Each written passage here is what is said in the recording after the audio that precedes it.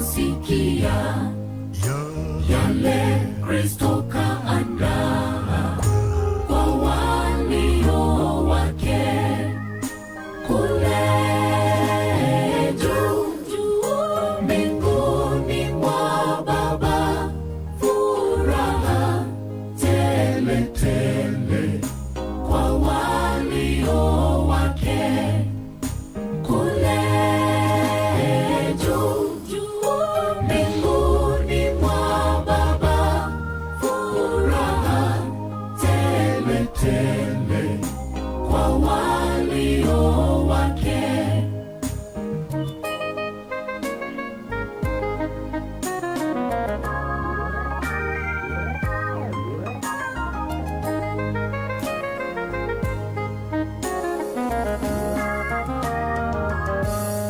Nawe mwenzangu, tubu leo, Yesu achi kuitana.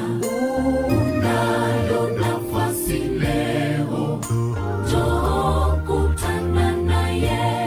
Nawe mwenzangu, tubu leo, Yesu achi kuitana. Unayo nafasi leo, njoo kutana naye kule juu mbinguni mwa Baba, furaha tele tele kwa walio wake kule juu mbinguni mwa Baba, furaha tele tele kwa walio wake kule juu mbinguni mwa Baba, furaha tele tele kwa walio wake kule juu mbinguni mwa Baba, furaha tele tele kwa walio wake wake.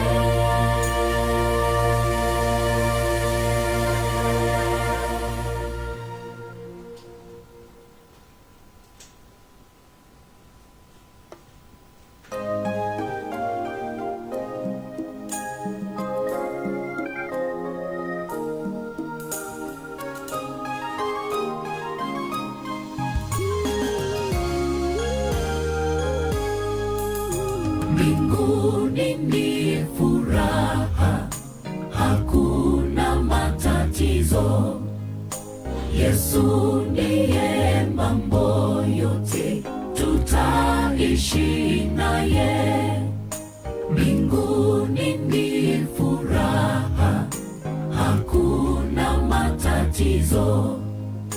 Yesu ndiye mambo yote, tutaishi naye kule juu mbinguni mwa Baba, furaha tele tele kwa walio wake kule juu mbinguni mwa Baba, furaha tele tele kwa walio wake.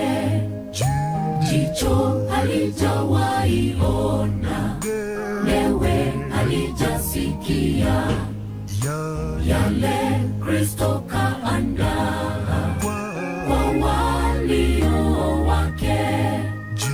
Jicho halijawahi ona, wewe halijasikia yale Kristo kaandaa kwa walio wake kule juu mbinguni mwa Baba, furaha tele tele kwa walio wake kule juu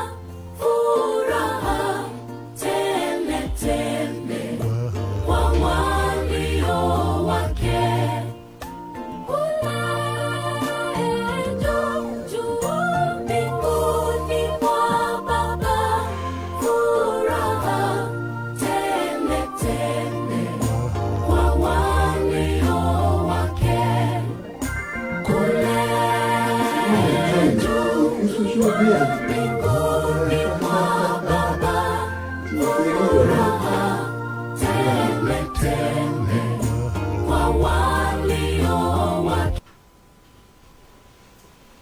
Bien, je ne sais pas attendre, je suis obligé de présenter le briefing parce que je ne vais pas beaucoup traîner pendant la prédication, connaissant qu'aujourd'hui c'est mon anniversaire.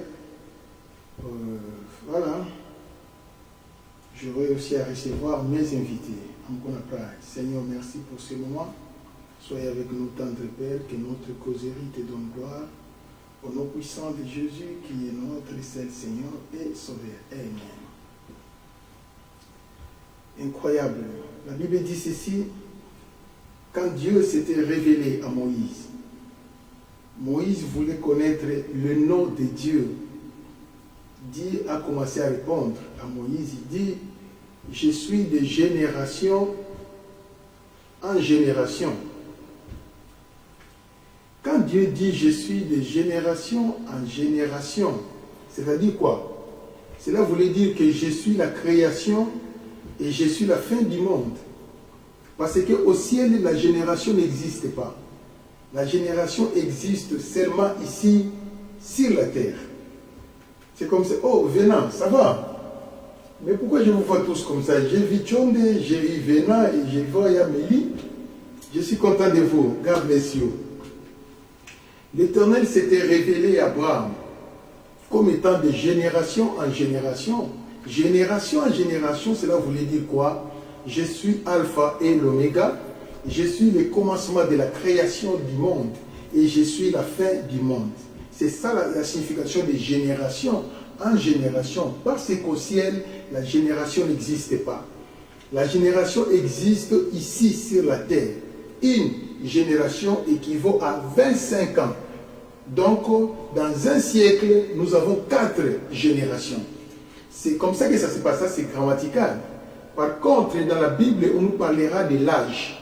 Quand on parlera de l'âge, un âge à 40 ans.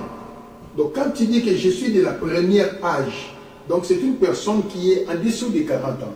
Quand quelqu'un dit je suis du deuxième âge, c'est-à-dire que c'est une personne qui est au-dessus de 40 ans. Vous voyez, il est entre 40 à 80 ans. Et quand quelqu'un dira que je suis au troisième âge, c'est-à-dire qu'il est entre 80 et 120 ans. C'est de cette manière-là que ça se passe. Voilà tout ce que vous pouvez comprendre. Et maintenant, Moïse n'a pas compris de génération en génération. Attends, un dessin d'histoire. Il dit, mais quel est ton nom? C'est par là il dira que je suis éternel.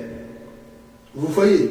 Oh, quand il dit je suis éternel, cela voulait dire quoi? Il dit je suis éternel. En ce moment-là, cela voulait dire que quelqu'un qui a un débit, mais qui n'a pas de fin, c'est celui qu'on appelle éternel. Vous voyez?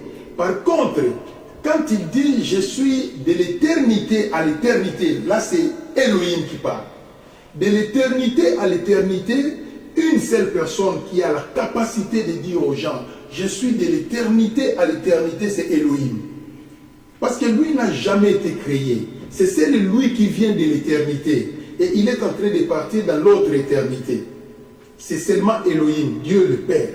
C'est comme ça que ça se passe. Vous voyez. Mais par contre, la personne qu'on appelle éternelle, c'est les anges sont des éternels, les démons sont des éternels, nous les humains, nous sommes des éternels. Parce que mon esprit a été créé. Depuis le jour de la création de mon esprit, je vivrai éternellement. Soit c'est au ciel, dans la Nouvelle Jérusalem, soit c'est en enfer, si je ne vaincrai pas. C'est comme ça que ça se passe. Depuis le jour où le diable avait été créé, il vivait éternellement. Nous connaissons déjà l'éternellement du diable, c'est en affaire. C'est pareil avec les anges. Les 16 anges de Dieu vivront éternellement. Depuis le jour de la création, ils resteront éternellement à côté de Dieu. Vous voyez, en ce moment-là, les anges auront une seule éternité. Donc depuis le jour de la création, ils sont condamnés de vivre dans l'éternité.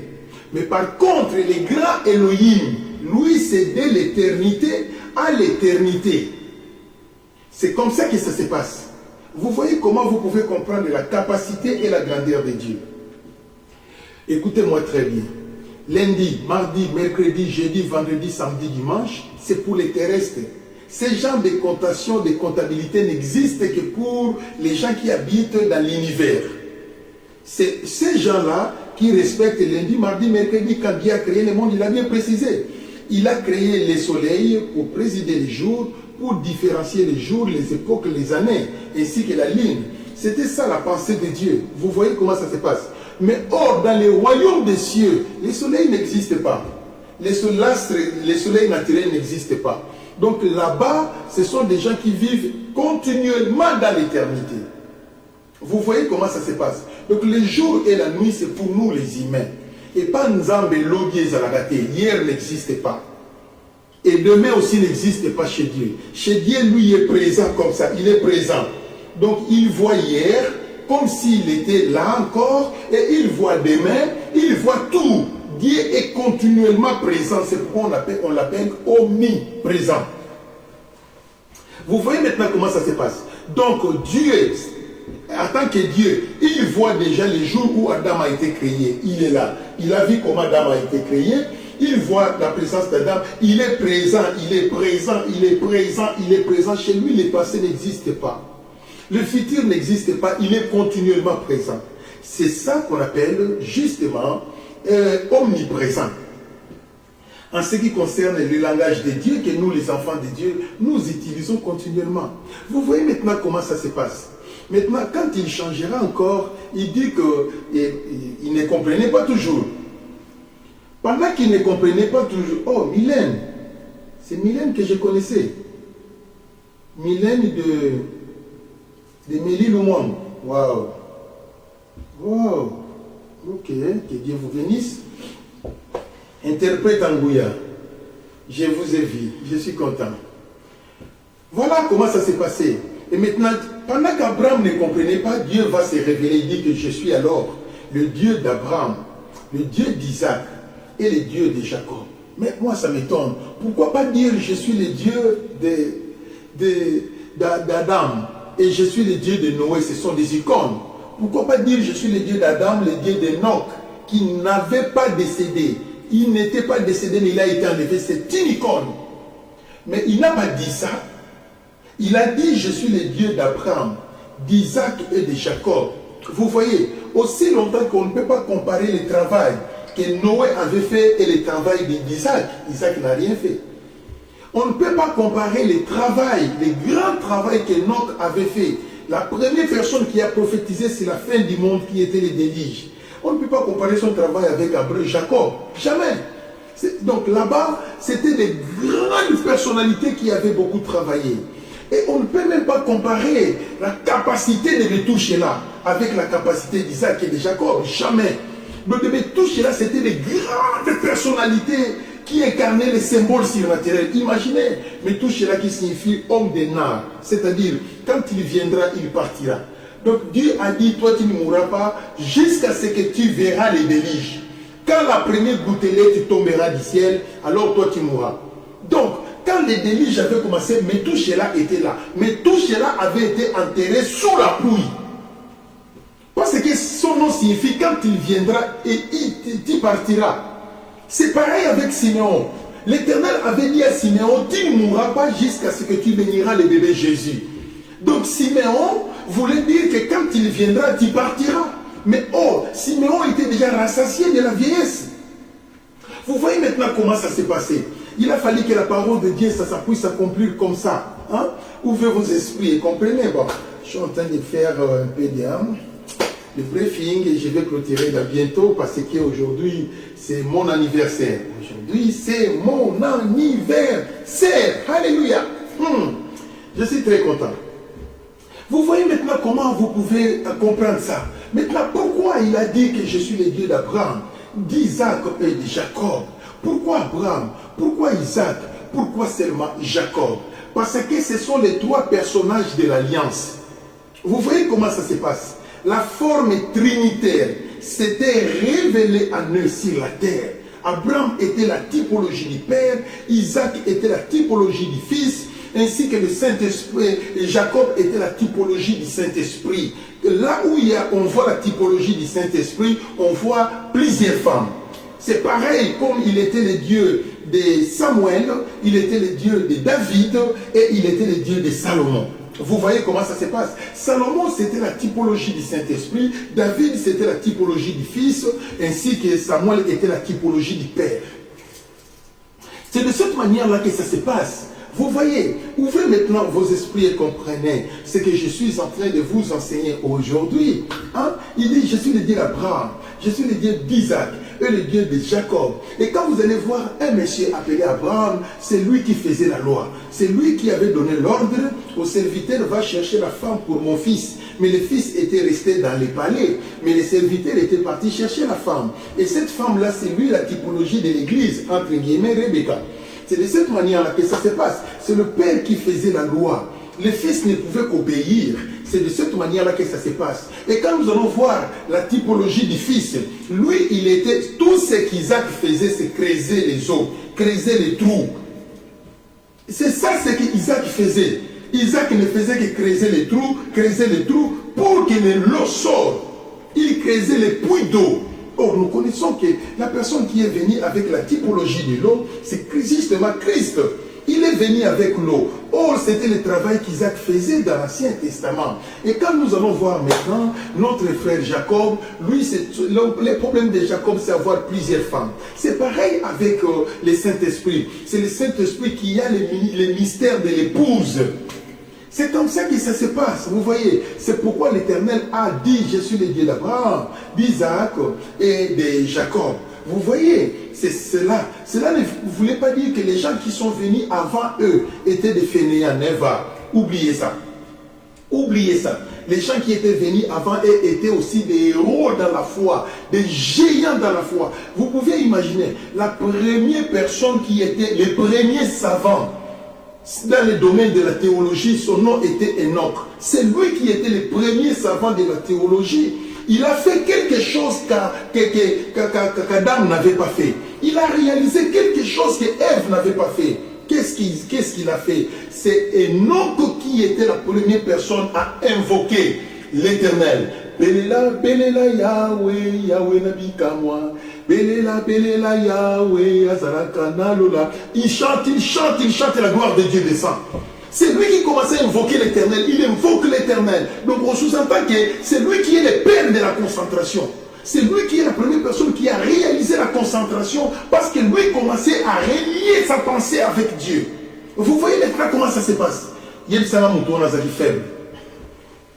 Il y a que non, lui était faible, il était nul. Mais ce sont des géants dans l'histoire de la Bible.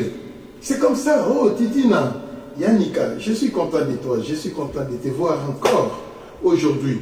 Donc ce sont des gens qui étaient des vertébrés dans la foi, d'un niveau mokoko imaginé.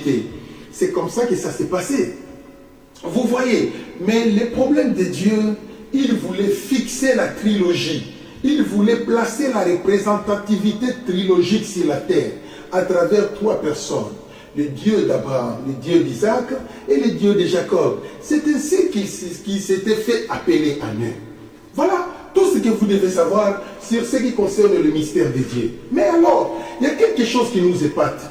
La Bible dit ceci, Jean pleurait, mais qui pouvait ouvrir les livres et d'en rompre les sceaux? Il n'y avait personne sur la terre, personne dans les ciels. Quand on dit personne dans les ciels, c'est-à-dire on a éliminé Gabriel, Michael, tous les anges avaient été éliminés, personne n'avait la capacité d'ouvrir les livres et d'en rompre les sceaux. Alors, la réponse viendra auprès d'un vieillard. Cette réponse, c'est seulement un vieillard qui pouvait donner ça, même l'âge Gabriel et Michael n'avaient pas la connaissance de ça. C'est seulement un vieillard qui pouvait venir avec cette révélation. Ne pleure pas, Jean. Il y a quelqu'un qui peut le faire. Alors même Gabriel est resté bouche bée. Michael est resté bouche bée. Quoi? Quelqu'un qui peut le faire. Parce que Gabriel et Michael ne connaissaient pas Jésus. Jésus était dans les pères comme étant la parole. Jésus n'était pas visible. Mais par contre, Gabriel connaissait Michael. Il connaît Michael, comment ça va? Oui, mais comment? Et même il connaissait qui était vieillard. Il connaissait les êtres vivants. Ce sont des êtres qu'eux connaissaient. Entre eux, il y avait la communication. Mais personne parmi eux connaissait Jésus. Personne ne connaissait Jésus. Personne ne connaissait le mystère de la parole qui devait se faire chair. Personne ne le connaissait. Ni le diable et aucun ange. C'est pour cela la révélation était sortie auprès d'une personne qu'on appelle les vieillards. Moi, je crois que ces vieillards-là, ce ne sont pas des vieillards par hasard, mais plutôt peut-être qu'ils pouvaient être parmi les premières des personnes que Dieu avait créées. Parce que ce n'est pas en vain, on peut les appeler les vieillards, je ne confirme pas. Ça, c'est la philosophie de la Bible. Ce n'est pas en vain, on peut les appeler les vieillards. Ce sont les premières créatures de Dieu, certainement avant qu'il y ait l'apparition des anges. C'est comme ça que vous pouvez connaître les choses. Il dit qu'il ne pleure pas. Il y a quelqu'un qui peut ouvrir les livres et la robe. C'est qui? Lui maintenant va dire le lion de la tribu de Juda. Le lion de la tribu de Juda. Ok, où il est? Mais il est par derrière toi. Quand tu tourneras pour voir les lions, alors il va voir un agneau immolé. Voilà. Mais qu'est-ce que c'est? Il y a des choses différentes. Les vieillards parlera du lion de la tribu de Juda, mais quand lui va voir, il va voir ce que Dieu a voulu qu'il puisse voir. C'est l'agneau immolé de Dieu. Pourquoi? Pourquoi un vieillard a dit une autre chose? Le vieillard a dit le lion de la tribu de Juda. Mais quand il a regardé, lui a vu l'agneau. Pourquoi cela s'était passé comme ça? C'est parce que même les vieillards ne connaissaient pas le mystère de l'agneau. Le vieillard connaissait le mystère du lion. Quand il est lion, il est le juste et juge. Quand il est le lion, c'est en ce moment-là qu'il viendra arrêter les démons et tous les anges pour les placer en enfer. C'est en ce moment-là qu'il prendra tous les pécheurs et les jette dans l'enfer. C'est en ce moment-là qu'il prendra les gens pour les faire entrer au ciel. Là, il est maintenant le lion. Vous voyez maintenant comment ça se passe. Alors, le vieillard, lui, connaissait seulement le lion. Mais il ne connaissait pas qui était l'agneau. C'est comme ça que ça s'est passé. Alors, pourquoi, pasteur Riquet, pourquoi tu me dis ça? Mais c'est justement quand l'Éternel avait donné le calendrier à Daniel. Rappelez-vous sur les 70 semaines de Daniel. Dans les 70 semaines de Daniel, qu'est-ce qui s'est passé? Tout était bien comptabilisé. La période de l'Église n'était pas là. La période de l'Église était absente dans la période de Daniel. Avez-vous vu l'espace de l'Église? C'est là où maintenant, les gens qui font la théologie selon la chair tombent. Ils tombent. Pour eux, ils ne comprennent pas. Pour eux, les 70 semaines de Daniel, c'est déjà compris. Or, quand on a totalisé les 69 semaines, il y avait top chrono. Il a prolongé 2000 ans qui n'étaient pas visibles dans les 70 semaines. C'est 2000 ans de la grâce pour l'Église. Vous voyez maintenant comment ça se passe. Mais cette période-là, comme c'était un calendrier caché, les secrets étaient entre les mains de la divinité. Même les vieillards ne connaissaient pas. C'est pourquoi les vieillards avaient vu les lions. Maintenant, cette période était cachée, un secret, top secret que personne ne pouvait connaître. On appelle ça les secrets de la diplomatie. C'est seul Dieu qui pouvait connaître ça. C'est pourquoi les vieillards ne connaissaient pas ça. Vous voyez, et maintenant quand il s'est révélé, il a vu, oh, j'ai vu l'agneau immolé. Or, l'agneau immolé, c'est lui qui était le porteur de la grâce. C'est comme ça que ça se passe. Ouvrez vos esprits et comprenez ce que je suis en train de vous enseigner aujourd'hui. Rodin Lingissi. Bonjour Rodin, comment ça va? Et je vois encore ici Wabeno Lufua. Wabeno Lufua. Bonjour Wabeno, comment ça va? I love you so much. Vous voyez comment ça s'est passé dans l'histoire de la Bible, c'est comme ça. Je peux vous donner un exemple encore. Dans l'Ancien Testament, la Bible dit ceci, dans le livre d'Exode, chapitre 19, dans le verset 4, il dit, je vous ai fait traverser la mer Rouge aux ailes d'aigle. Oh là là. Dieu dit, est-ce que vous avez oublié ça? Là, il est en train de faire le vantardisme. Est-ce que vous avez oublié ce que j'ai fait en Égypte? Je vous ai fait traverser de l'Égypte vers la terre promise aux ailes d'aigle. Il dit que je vous ai fait traverser de l'Égypte vers la terre promise aux ailes d'aigle. Mais pourquoi Dieu pouvait se révéler comme étant l'aigle royal? Aussi longtemps que l'aigle c'était un animal impie. Mais là il dit que c'est moi qui ai l'aigle, qui vous ai traversé la mer Rouge aux ailes d'aigle. Pourquoi Dieu s'était révélé comme étant aigle? Nous connaissons que l'aigle c'était un oiseau carnivore.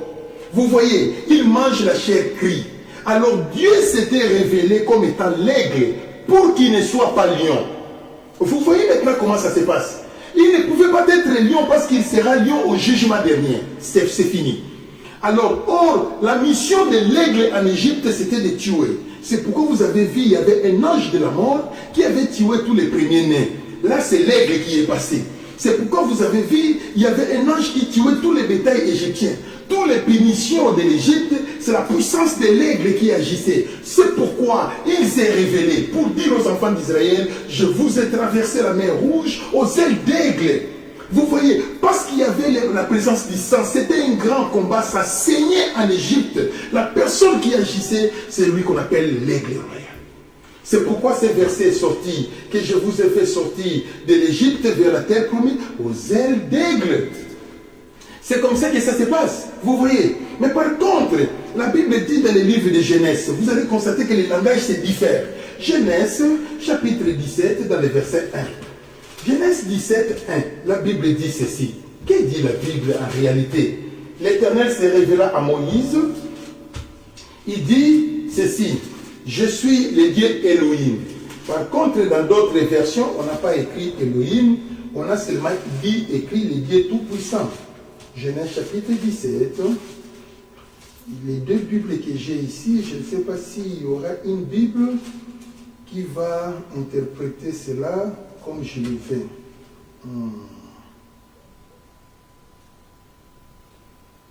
Lorsque Abraham fit 17 ans, lorsque Abraham fut âgé de 99 ans, l'Éternel apparut à Abraham et lui dit, je suis le Dieu Tout-Puissant. Or, quand on dit le Dieu Tout-Puissant, c'est Elohim. Vous voyez maintenant comment ça se passe. Mais pourquoi l'Éternel s'était révélé à Abraham comme étant le Dieu Tout-Puissant? Il s'est révélé à Abraham comme étant le Dieu Tout-Puissant. Il n'y a pas d'autre Dieu que moi. Dans cette période-là que l'Éternel s'était révélé à Abraham comme étant le Tout-Puissant, il y avait tellement d'idolâtrie au point où tous les peuples de Dieu étaient dans la confusion qui est le vrai Dieu.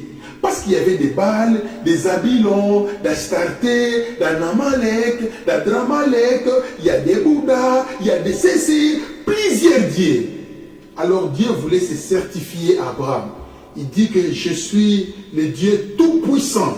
Vous voyez comment ça se passe. Maintenant, quand il s'était révélé à Abraham comme étant le Dieu Tout-Puissant, c'est cela qui a fait qu'il puisse transmettre l'onction du Tout-Puissant à Abraham.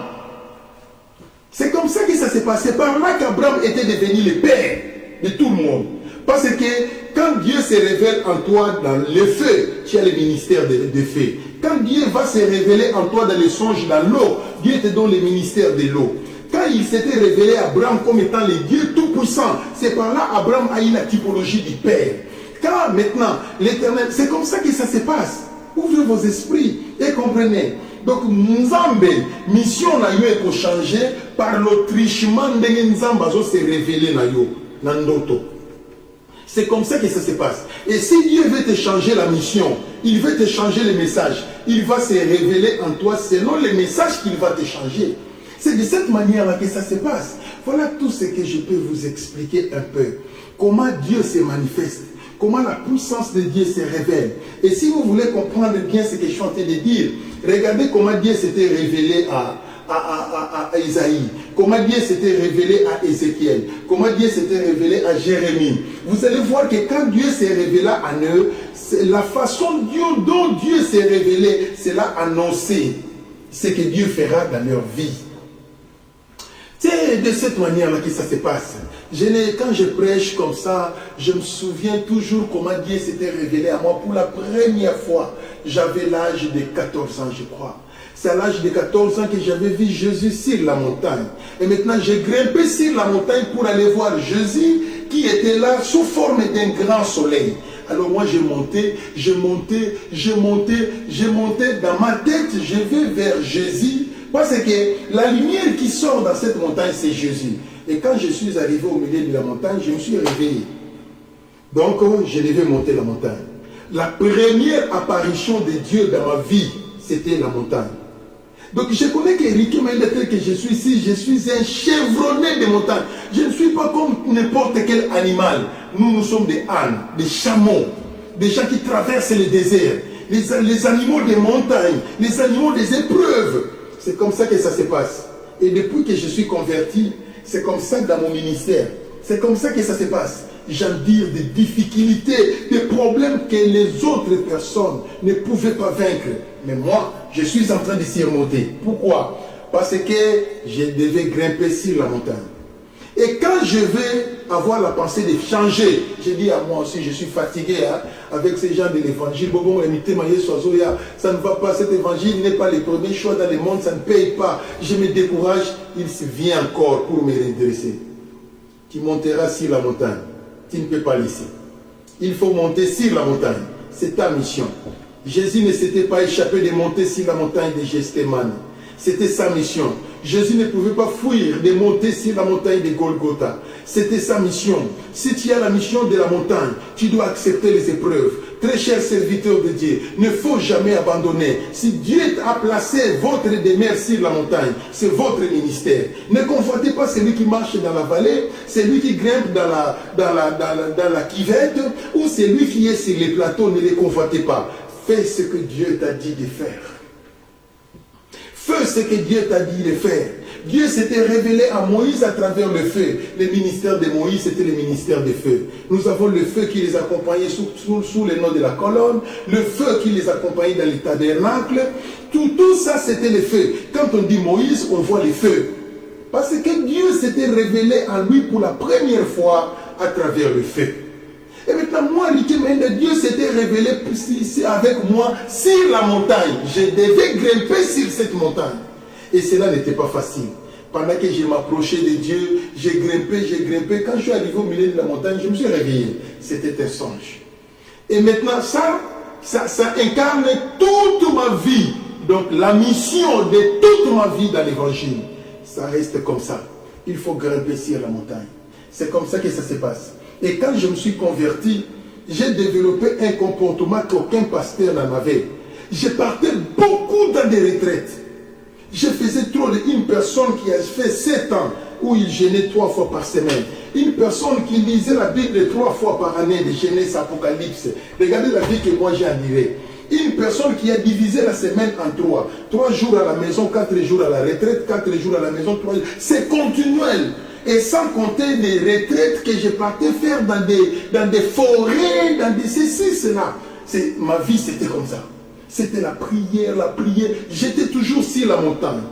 Et c'est pour cela, un jour, je me sentais malade.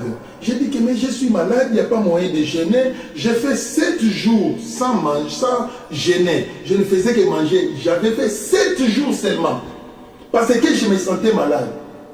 Dieu m'a reproché dans les songes. J'ai commencé à adorer les Ria Kumbama, Loso Akumbama, Nabumoi Nanga Akumbama. J'ai chanté pour Loso la nuit et je me suis réveillé songe. Ah, j'ai compris. Dieu est en train de me reprocher parce que je viens de faire 7 jours sans jeûner. Moi, je suis l'animal de la montagne. Dieu m'a créé pour la montagne. Regardez l'âge que j'ai. Regardez l'âge que j'ai. Mais ceux qui doivent prendre le binocle,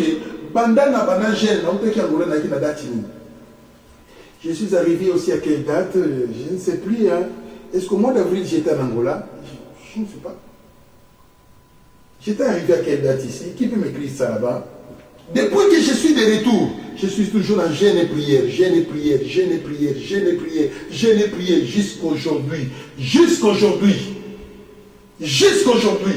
Ça fait déjà plus de 3 mois déjà. Je suis en jeûne et prière.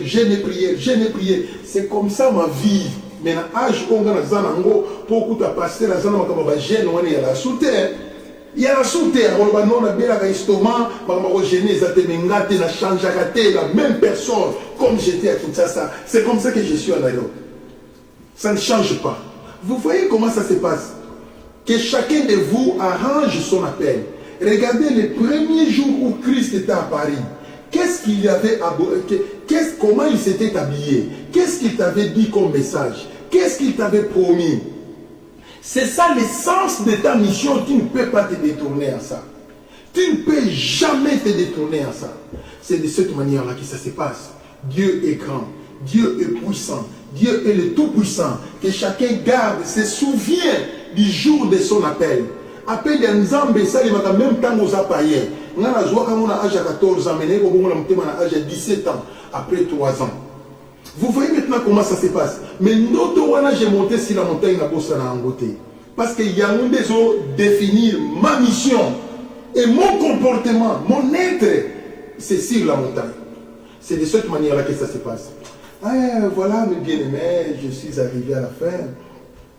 Aujourd'hui, je suis là rien que pour, j'étais là pour vous parler un peu. Je suis arrivé ici au mois d'avril. Donc depuis le 28 avril que je suis ici, avril, mai, juin, nous sommes au mois de juillet, nous sommes entrés au mois de août, nous avons la prière. Nous avons la prière, si vous avez mamie Violette, vous avez dit nous avons tenté. Par rendez-vous, nous sommes parce que je suis en jeûne et prière. Je suis toujours en prière. Je suis toujours en prière. Vous voyez, à chaque fois quand je dis déjà à ma femme, bon, la semaine prochaine ne me dérange pas, je suis occupé, elle y est déjà. Et quand il dit ne lui dérange pas, il est en prière. C'est comme ça que ça se passe. N'abandonnez pas les ailes, n'abandonnez pas le courage. Les hommes de Dieu, levez-vous, regardez l'Éternel. Il ne faut pas abandonner votre premier amour. L'Éternel est avec vous. Même si aux en bon côté, aux en bilambate, l'Éternel est avec toi. Il prendra soin de toi. C'est comme ça que ça se passe. Notre grande richesse, c'est Jésus dans les cœurs. C'est cela qui est la meilleure richesse que nous avons. C'est cela. Vous voyez, la plus grande bénédiction que nous avons dans la main, c'est le royaume des cieux. Il ne faut jamais perdre ça à cause du monde. Bana nzambe nyonso bazolanda ngai koteka évangile te kokota na évangile bato te bazalaka avant que ne veiller pesa mbongo avant que na yo retraite pesa mbongo avant de ce évangile tokomi koteka évangile kokotisa mutu na makambo wana te. Ce sont les égarés qui apportent ça. Bino nyonso bana nzambe kokotisa mutu te na makambo ngana oyamba pona yamba il faut mutu aller que pas secrétaire après $100 comme si pour moi na musai na nzambe payer l'argent bokotisa mutu na makambo wana que c'est l'égarement. Ça c'est l'apostasie, ça c'est l'Odyssée. Vous voyez comment ça se passe. Préservez-vous de tout cela. Dieu n'aime pas ça. Vous avez reçu gratuitement, donnez aussi gratuitement. C'est ça le problème. Tant que l'hôtel l'église ya batu ko yiba mabonza batu te oke kuna yo to ça ya paye de francs ndenge na yo ozimbongo nyoso ke nango. Mais pourquoi? Même si pasteur Amaza Mouibi a yiba na ye osala ngwe loko te ngai il est nécessaire pour ngana te ya kibino ceux qui ont yiba offrande na ngai yiba na yo et ce n'est pas un problème. Kokoti sa mutu na ndenge ya batu nyoso te okoti ki yanke na église. Yo pe okomi wana aussi si côté salle des pères de fond na ba église ba to zuba o mabonza oke nango balingami lisumu et kotika la lisumu.